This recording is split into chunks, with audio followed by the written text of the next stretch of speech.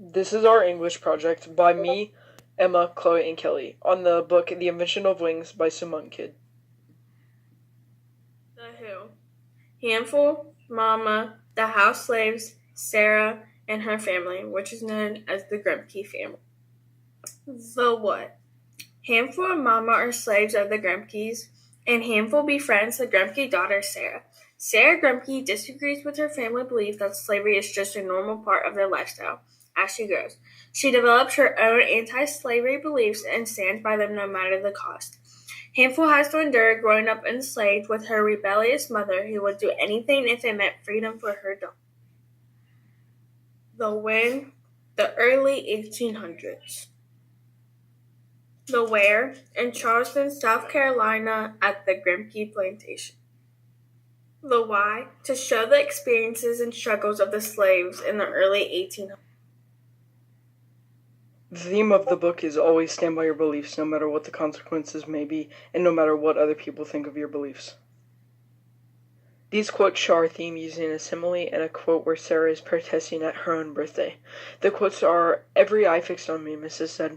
"This is our little Hetty. Sarah dear, she is your present, your very own wedding maid." Miss Sarah plopped on her chair like somebody had shoved her. "I took meals in my room for 3 full days as a protest against owning Hetty.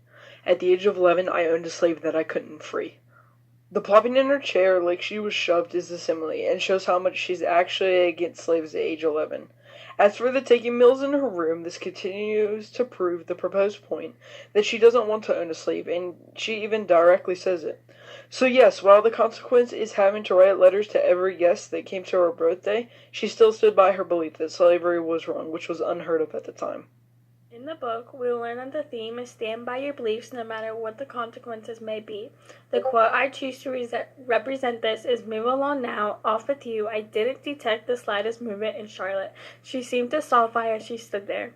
Mama would not move out of the way for the white woman, even when the woman continued to tell her to move. Mama was not going to let the woman tell her what to do. She stood up for herself as a slave. When they use the word sulfy, we can visualize Mama not moving and standing still as possible, almost like turning into a statue. In the quote pictured, the author conveys a tone of devotion. Sarah fully understands that if she and Nina do not recant the letter, then they will be expelled from Quakerism. She has given up everything to get to this point. It seemed to her that this was all that was left to her. But she is devoted to the abolitionist cause. She will not give up her fight no matter the consequences. She could be expelled from Quakerism, even banned from Charleston, but she stands by her beliefs, and she always will.